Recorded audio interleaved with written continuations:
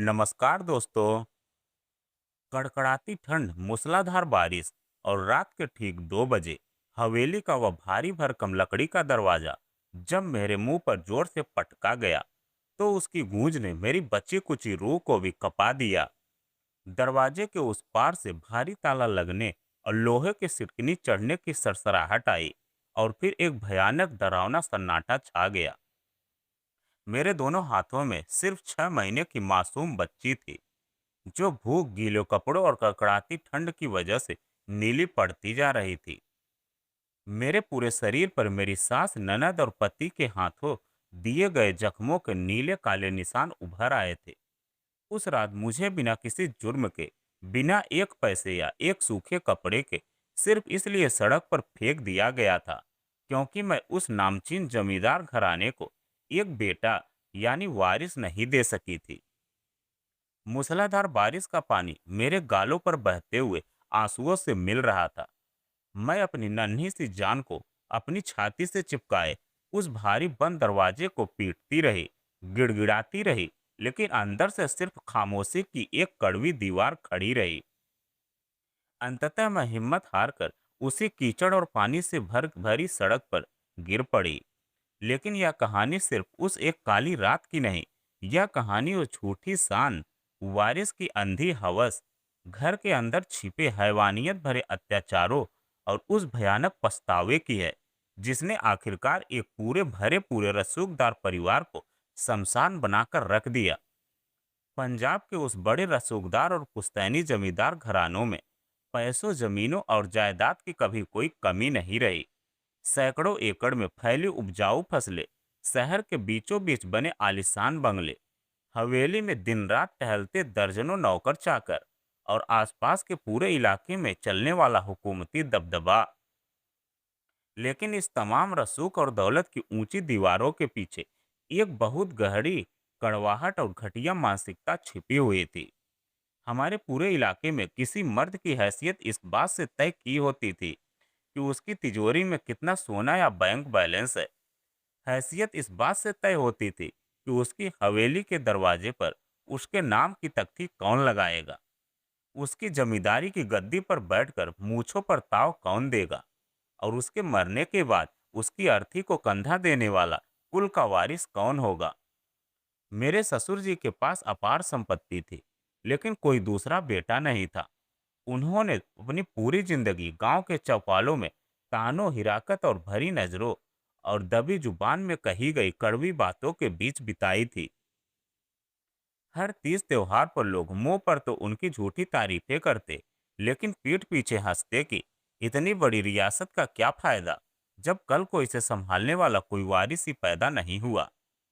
मेरे पति विक्रम, जो शहर के बहुत बड़े नामचीन बैरिस्टर थे, उनके दिमाग में भी बचपन से यह बात उनके माता पिता द्वारा किसी गहरी लकीर की तरह उकेरी गई थी। जब भी वे कॉलेज में कोई मेडल जीत कर लाते, ससुर जी मुस्कुराते जरूर, लेकिन फिर गंभीर होकर कहते, बेटा, असली कामयाबी यह सब डिग्रियां नहीं है। असली कामयाबी यह है कि तू इस हवेली को एक नया वारिस दे दे, इस खानदान के चिराग को बुझने न दे। यह बात विक्रम के जेहन में धीरे धीरे एक मानसिक भूत की तरह बस गई थी। उन्हें लगने लगा था कि अगर वे अपनी कुल बेल को आगे नहीं बढ़ा पाए, तो समाज में उनकी सारी वकालत, उनकी डिग्रियां और उनका यह रुतबा सब एक कौड़ी का हो जाएगा। अपनी लॉ की पढ़ाई पूरी करने के बाद विक्रम की शादी मुझसे यानी नीलम से तय हुई। मैं एक पढ़े लिखे प्रोफेसर घराने की लड़की थी। मैं जितनी देखने में सीधी सादी थी, उससे कहीं ज्यादा मेरा दिल अपनी मर्यादाओं, संस्कारों और परिवार के प्रति आदर से भरा हुआ था। जब मैं ब्याह कर उस आलीशान हवेली में आई, तो लगा जैसे हवेली के बेजान कमरों में फिर से नई जान आ गई हो। मेरे आने के शुरुआती 2 साल बेहद सुकून और प्यार से बीते। विक्रम अदालतों में बड़े बड़े केस जीतकर अपना नाम बना रहे थे और मैं हवेली के हर छोटे बड़े काम को बड़ी फुर्ती और आदर के साथ संभाल रही थी। मैं अपनी सास की हर बात का मान रखती, ससुर जी की दवाइयों का वक्त पर ध्यान रखती और अपनी शादीशुदा ननद को भी अपनी सगी बहन जैसा मान सम्मान देती थी। लेकिन जैसे जैसे शादी के साल बीतते गए और मेरी गोद खाली रही, घर की फिजा धीरे धीरे बदलने लगी। हवेली की वे खामोश दीवारें, जो कुछ समय के लिए शांत हो गई थी, फिर से तानों की आंच में तपने लगी। हर पारिवारिक शादी ब्याह, पूजा पाठ या गांव के मेलों में जब मैं जाती, तो औरतें मेरी गोद की तरफ देखकर अजीब अजीब कड़वे इशारे करती। मेरी चाची, ताई और दूर के रिश्तेदार मेरे सामने ऐसी बातें करती, मानो औलाद का न होना या न दे पाना सिर्फ और सिर्फ एक औरत की कमजोरी या कसूर हो।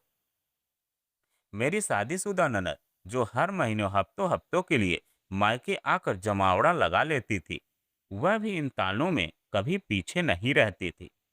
वह बात बात पर मेरी सास के कान भरती और मेरे सामने आते ही जहर उगलना शुरू कर देती। वह माँ के सामने ही मुझे देखकर हंसती और नीचा दिखाते हुए कहती, भाभी 2 साल हो गए, अभी तक इस हवेली में किलकारी नहीं गूंजी। कहीं ऐसा तो नहीं कि आप हमारे भाई का वंश ही डुबो दो। प्रोफेसर की बेटी हो, बड़ी बड़ी बातें और किताबें पढ़ना तो आता है, पर इस खानदान को एक वारिस देना नहीं आता। अगर आपसे यह हवेली और कुल खानदान का इलाज नहीं संभलती तो साफ साफ बता दो, हम अपने भाई का दूसरा ब्याह करवा देते हैं। कम से कम हवेली को वारिस तो मिलेगा। मैं इन तीखे तानों को चुपचाप सहती। ननद होने के नाते मैंने कभी उसे पलटकर एक शब्द भी नहीं कहा। लेकिन रात को जब विक्रम थके हारे कोर्ट से घर लौटते, तो मेरी सूजी हुई आंखें और तकिए पर लगे पानी के धब्बे मेरे अंदरूनी चीख बयां कर देते थे। मेरी सास और ननद की मिली भगत से घर का माहौल रोज बरोज और जहरीला होता चला गया। सास और ननद मिलकर सुबह सुबह पूजा के कमरे में बैठकर मन्नतें मांगती, व्रत रखती और दोनों मिलकर मुझे रोज तरह तरह के ताबीज, भस्म और अजीब कड़वे काढ़े जबरदस्ती पीने को मजबूर करती। विक्रम अपनी वकालत की चमक धमक और शोहरत में इतने व्यस्त थे कि उन्होंने मेरे उस दर्द को कभी गंभीरता से नहीं लिया। शादी के 3 साल बाद जब डॉक्टर ने यह खुशखबरी दी कि मैं मां बनने वाली हूं, तो हवेली का माहौल रातों रात बिल्कुल बदल गया। लगा जैसे बरसों की जमी बर्फ पिघल गई हो। मेरी सास ने पूरे गांव में ढोल बजाकर मिठाइयां बांटने का ऐलान कर दिया। मेरी ननद भी खुश होकर रिश्तेदारों में फोन करके सेखी बघारने लगी कि हवेली का वारिस आने वाला है और अब उसका भी धाक जमेगी। मेरे ससुर जी ने दुकानदारों को अग्रिम पैसे दे दिए कि जैसे ही पोता होगा, पूरे कस्बों को दुल्हन की तरह सजाया जाएगा। विक्रम पर भी उस वक्त एक अजीब सा वारिस का उन्माद सवार था। लेकिन जिस दिन अस्पताल के लेबर रूम का भारी दरवाजा खुला, उस दिन खुशियों के बजाय एक गहरा भयानक सन्नाटा बाहर आया। डॉक्टर बाहर निकले, उन्होंने अपने दास्ताने उतारे और बहुत ही धीमी आवाज में कहा, मुबारक हो, आपके घर एक बहुत ही स्वस्थ और प्यारी सी बेटी हुई है। उन शब्दों का कानों में पड़ना था कि जैसे पूरी हवेली के लोगों पर अचानक दुखों का पहाड़ टूट पड़ा। मेरे ससुर जी बिना अपनी पोती की शक्ल देखे ही अस्पताल के कॉरिडोर से बाहर निकल गए। मेरी सास ने अपना सिर पकड़ लिया। मेरी ननद, जो अब तक वारिस के नाम पर उछल रही थी, उसने तुरंत मुंह बनाकर जहर उगला। लो आ गई एक और पराई अमानत। इसी दिन के लिए इतनी मिठाइयां बांटी थी। भाभी ने तो पूरे खानदान का नाम मिट्टी में मिला दिया। एक बेटी पैदा करके हवेली का माथा कलंकित कर दिया। उस दिन के बाद से मेरी जिंदगी एक चलती फिरती नरक बन गई। हवेली के कमरे जो कभी मेरी हंसी से चहकते थे, अब रोज सुबह शाम तानों, गालियों और भयानक कलेश की गूंज से भर गए। मेरी सास और ननद का रूप मेरे लिए पूरी तरह राक्षसी हो चुका था। ननद जब भी मायके आती, पूरे घर पर अपना हुक्म चलाती, मेरे सास को उकसाती और मेरे हर काम में बेबुनियाद कमियां निकालती। सुबह के 4 बजते ही सास और ननद मिलकर मेरे कमरे और रसोई का दरवाजा जोर जोर से पटकती और चीखने लगती, उठ कुलक्षणी, कब तक पड़ी रहेगी? जिस काम के लिए तुझे इस घर में लाए थे, उसमें तो तूने पानी फेर दिया, बांस से भी गई बीती निकली। मेरी ननद जानबूझकर मेरी नन्ही बेटी के सामने कड़वी बातें बनाती। माँ, इसे और इसकी बेटी को घर के पिछले वाले हिस्से कमरे में रखो, कहीं इसकी मनहुसियत का साया घर के बाकी लोगों पर न पड़ जाए। ऐसी औरत को तो इस घर की मालकिन बनने का या अच्छा खाना पहनने का कोई हक ही नहीं है। मैं रात भर उस मासूम बच्ची को संभालती, थक कर 2 घंटे सोती भी तो ननद और सास आकर मुझे बालों से पकड़कर उठाने जैसी नौबत ला देती। सास और ननद रोज बात बात पर बर्तन पटकती, मेरे हाथ से बनाई सब्जी उठाकर नाले में फेंक देती और कहती कि तेरे मनहूस हाथों का खाना खाकर घर में बरकत नहीं आ सकती। मुझे पूरे पूरे दिन भूखा प्यासा रखा जाता। अगर मैं कभी भूख से तड़प कर रसोई में सूखी रोटी का टुकड़ा भी उठाने जाती, तो ननद मेरे हाथ जोर से झटक देती और चीखती, रोटी खाएगी? किस मुंह से रोटी मांगेगी तू? जिसने इस घर की गद्दी सूनी कर दी, उसे अन्न का एक दाना भी हराम है। घर की नौकरानियों तक को सास और ननद ने सख्त हिदायत दे रखी थी कि कोई भी मेरी मदद नहीं करेगा।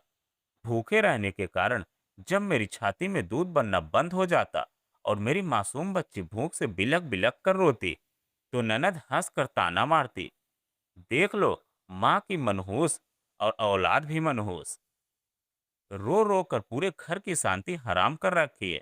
इसे भी किसी अनाथ आश्रम में फेंक क्यों नहीं देती? हवेली में आए दिन चीख पुकार मचती। जब भी रिश्तेदार आते, ननद सबके सामने मुझे जलील करती, नीचा दिखाती और सास चीख कर कहती, अरे कोई जहर क्यों नहीं देता इसे और इस छोरी को। जब मैं रोते हुए अपने बचाव में कुछ बोलने की कोशिश करती कि माँ जी, ननद जी, बेटा या बेटी होना मेरे हाथ में तो नहीं है, तो मेरी ननद और सास का गुस्सा 7वें आसमान पर पहुंच जाता। वे मेरा हाथ जोर से मरोड़ देती, मेरे बालों को खींचकर दीवार से सटा देती और मेरे साथ मारपीट करना शुरू कर देती। मेरी ननद भी माँ का साथ देते हुए मुझे ताने मारती और मुझ पर हाथ उठा देती। मेरे हाथों, बाजुओं और पीठ पर नीले काड़े पले निशानों का अंबार लग गया था। जब मैं अपनी बच्ची के लिए दूध गर्म करने रसोई में जाती, तो ननद गैस बंद कर देती और कहती कि इस मनहूस को पिलाकर क्या करेगी? कौन सा यह हमारे कुल का नाम रोशन करेगी? मैं रोती भी लगती, उनके पैर पकड़ती, लेकिन ननद और सास दोनों में से किसी के दिल में रत्ती भर भी तरस न आता।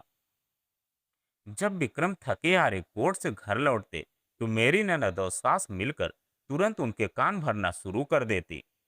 देख ले भैया अपनी लाडली को, दिन भर कोई काम नहीं करती, मुझे और माँ को उल्टा जवाब देती है, हम पर चिल्लाती है और कोने में बैठकर रोने का नाटक करती है ताकि तुझे हमारे खिलाफ भड़का सके। विक्रम समाज के तानों, अपनी बहन और माँ के भड़काने और वारिस न होने की हीन भावना के आगे पूरी तरह अंधे हो चुके थे। जब मैं रोते हुए विक्रम के पास जाती और अपने जिस्म पर पड़े नीले निशानों को दिखाकर गिड़गिड़ाती, विक्रम मुझे मार लो, मुझे भूखा रख लो, पर अपनी माँ और बहनों से कहो कि मेरी बेकसूर बच्ची को तो दूध पीने दे, वह तड़प रही है। तो विक्रम मेरी बात सुनने के बजाय मुझे ही जोर से धक्का दे देते और वे चिल्लाकर कहते, बंद करो यह नाटक, बहन और माँ तो सही तो कह रही हैं, तुमने मुझे समाज में मुंह दिखाने लायक नहीं छोड़ा। अगर तुम एक वारिस नहीं दे सकती, तो इस घर में तुम्हारी कोई हैसियत नहीं है। जब मेरे अत्याचारों का विरोध मैंने थोड़ा तेज किया, तो मेरी सास, ननद और ससुर ने मुझे और मेरी 6 महीने की बच्ची को घर के पिछले हिस्से में बने अंधेरे स्टोर रूम में बंद कर दिया। कई कई दिनों तक मुझे बिना खाने और पानी के उस अंधेरे में सड़ने के लिए छोड़ दिया गया और आखिरकार उस कड़कड़ाती ठंड, गरजते बादलों और मूसलाधार बारिश वाली रात को हवेली के इस भयानक कलेश का अंतिम अध्याय लिखा गया। मेरी ननद और सास ने विक्रम के सामने सख्त फरमान सुना दिया कि इस मनहूस औरत को और इसकी बेटी को अभी के अभी इस घर से बाहर निकालो, वरना हम जहर खा लेंगे।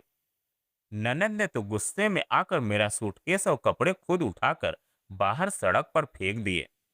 विक्रम ने अपनी माँ और बहन के उस फैसले के आगे पूरी तरह घुटने टेक दिए।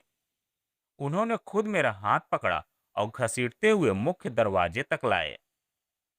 नीलम यानी मैं रोती रही, विक्रम के पैर पकड़ती रही, हवेली का भारी लकड़ी का दरवाजा पीटती रही।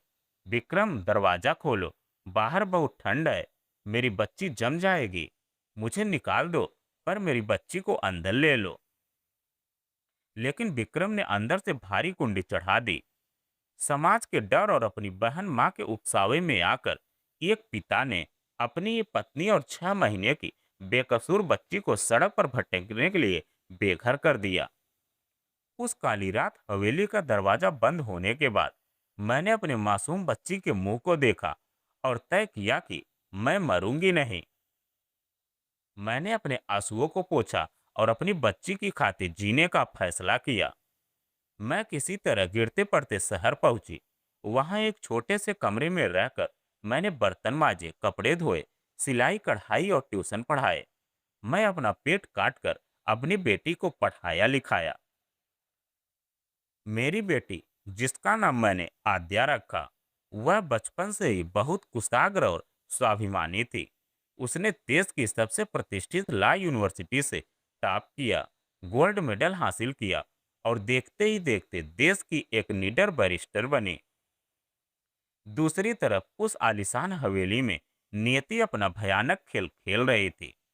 मुझे और मेरी बच्ची को घर से बेघर करने के कुछ ही महीनों बाद मेरी सास की तबीयत अचानक बिगड़ गई और वे दर्दनाक बीमारी से तड़प तड़प कर मर गई। मेरी ननद, जो मुझे दिन रात ताने देती थी और परेशान करती थी, उसके अपने ससुराल में भी भयानक कलेश हुए। उसके पति ने उसे छोड़ दिया और उसका अपना बसा बसाया घर बिखर गया। वह भी दर दर की ठोकरें खाने लगी। ससुर जी भी पछतावे की आग में जलते जलते चल बसे। अब विक्रम उस विशाल वीरान हवेली में बिल्कुल अकेले रह गए थे। जिन माँ बाप और बहन के तानों के लिए उन्होंने मुझे बेघर किया था, उनमें से कोई उनके साथ अब नहीं बचा था। विक्रम ने मुझे और आद्या को ढूंढने की बहुत कोशिशें की, लेकिन हम बहुत दूर जा चुके थे। विक्रम रोज अपनी अदालत के चैम्बर में मुजरिम बनकर खड़े होते और अपनी उस काली रात की खौफनाक गलती पर खून के आंसू रोते। और फिर आज, पूरे 22 साल के लंबे इंतजार के बाद, नियति की अदालत ने अपनी अंतिम सुनवाई तय की। विक्रम जब कोर्ट के अपने उसी पुराने दफ्तर में अकेले बैठे फाइलों से माथापच्ची कर रहे थे, तो बाहर अचानक एक चमचमाती काली लग्जरी गाड़ी आकर रुकी। गाड़ी का दरवाजा खुला और उसमें से काले कोट और सफेद कॉलर बैंड पहने मेरी बेटी आद्या उतरी। आद्या के पीछे मैं भी गाड़ी से बाहर निकली। जब हम दोनों चलते हुए विक्रम के चैम्बर के दरवाजे पर पहुंचे, तो विक्रम ने अपना चश्मा उतारा और मुझे पहचाना। मुझे देखते ही उनके हाथों से वकालत का महंगा पेन छूटकर नीचे गिर गया। 22 सालों के पछतावे का भारी पहाड़ जैसे अचानक उनके कमजोर कंधों पर टूट पड़ा। वे कांपते हुए लड़खड़ाते कदमों से अपनी मेज से उठे। उनकी आंखों से आंसुओं का सैलाब बह रहा था। वे आद्या की तरफ बढ़े, अपने कांपते हाथों से उसके सिर पर हाथ रखने की कोशिश की और अचानक बिलक बिलक कर रोते हुए आद्या के कदमों में घुटनों के बल गिर पड़े। बेटा, मुझे पहचानो, मैं तुम्हारा बदनसीब और नीच बाप हूँ। नीलम, मुझे माफ कर दो। मैंने वारिस के अंधे घमंड में माँ और बहन की बातों में आकर तुम दोनों पर अमानवीय जुल्म ढाए। तुम्हें भूखा रखा, तुम्हें मारा, उस कड़कड़ाती ठंड में सड़क पर फेंक दिया। मैं रोज उस आग में तिल तिल कर जल रहा हूँ। मुझे एक बार माफ कर दो नीलम। मुझे जो सजा देनी है दे दो, पर मुझे एक बार अपनी बेटी उसे कह लेने दो। माफी की भीख मांगते हुए उनकी रोती हुई आवाज चैम्बर की दीवारों से टकराकर गूंज रही थी। वे एक लाचार, पूरी तरह टूटे हुए बूढ़े की तरह हमारे कदमों में पड़े थे। आद्या ने बहुत ही धीरे से अपना पैर पीछे खींच लिया ताकि उनका हाथ उनके जूतों को न छुए। उसने मेरा हाथ मजबूती से थामा, अपनी आंखों के आंसुओं को पोंछा और सीधे विक्रम की आंखों में देखा। उसकी आंखों में कोई नफरत या गुस्सा नहीं था। उसमें एक ऐसा कड़वा सच और तेज था जो किसी भी जज के आखिरी फैसले से ज्यादा भारी था। उसने बहुत ही शांत लेकिन स्थिर और बुलंद और गूंजती आवाज में कहा, मिस्टर बैरिस्टर उठिए। इस तरह घुटनों पर बैठकर माफी मांगने का नाटक मत कीजिए। आप कानून के बहुत बड़े जानकार होंगे, आप सैकड़ों केस जीते होंगे, लेकिन आप बाप का शब्द का अपवित्र अर्थ कभी समझ नहीं पाए। बाप वह होता है जो अपनी औलाद के लिए पूरी दुनिया से टकरा जाए, वह नहीं जो अपनी माँ और बहन के तानों के डर से अपनी 6 महीने की मासूम बच्ची और पत्नी को भूखा रखे, उन्हें प्रताड़ित करे और कड़कड़ाती ठंड में सड़क पर फेंक दे। जब मुझे दूध की जरूरत थी, तब आपने मुझे बेघर कर दिया। आद्या ने अपने काले कोट को सही करते हुए आगे कहा, मेरी माँ ने मुझे अकेले पाला है, बर्तन मांज कर मुझे पढ़ाया है और इस काबिल बनाया है कि आज मैं किसी के आगे झुकूं नहीं।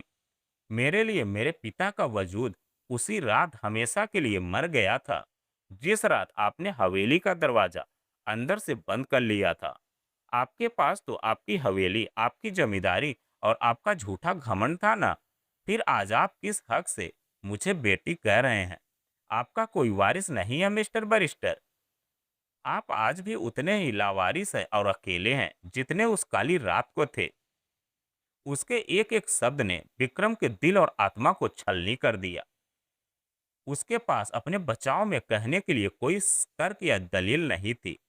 वे अपनी ही अदालत में बेजुबान, असहाय और नंगे खड़े रहे। आद्या ने मेरे आंसू पोंछे, मेरा हाथ अपने कंधों पर रखा और सम्मान से कहा, चलिए माँ, अब हमें इस कायर इंसान के सामने एक पल भी खड़े रहने की जरूरत नहीं है। मैंने एक बार भी पीछे मुड़कर विक्रम की तरफ नहीं देखा। हम बाहर निकले, गाड़ी में बैठे और हमारी गाड़ी कोहरे के चीरती हुई आगे बढ़ गई। आज उस सूने चैम्बर में काली फाइलों और मुकदमे के ढेर के बीच बैठे विक्रम अकेले फूट फूट कर रो रहे हैं। उनके पास नाम है, दौलत है, शहर में रुतबा है और हवेली की गद्दी भी है, लेकिन उनके पास जिंदगी का कोई अर्थ या सुकून नहीं बचा। नियति ने उन्हें ऐसी दर्दनाक सजा दी है कि वे न जी पा रहे हैं और न मर पा रहे हैं। बेटियां कुदरत की सबसे खूबसूरत रहमत होती हैं, घर की असली लक्ष्मी होती हैं।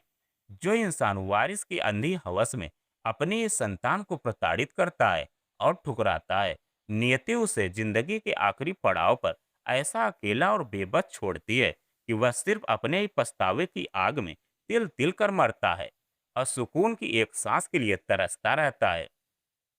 वारिस के अंधे घमंड में आकर सास, ननद और पति ने मिलकर उस बेकसूर नीलम को भूखा रखा, तानों से तोड़ा, बेरहमी से पीटा और मूसलाधार बारिश में 6 महीने की मासूम बच्ची के साथ सड़क पर फेंक दिया।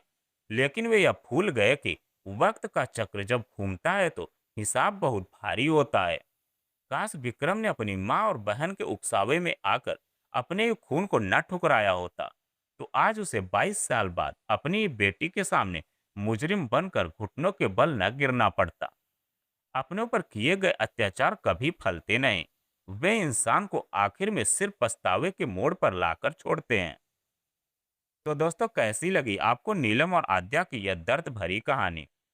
अगर इस कहानी ने आपके दिल को छुआ हो, तो इसे उन लोगों के साथ शेयर जरूर करें जो आज भी बेटियों को बेटों से कम समझते हैं, और हमें अपनी राय कमेंट में जरूर बताएं। और अगर आप हमारे चैनल पर पहली बार आए हैं, तो चैनल को और वीडियो को लाइक जरूर कीजिएगा।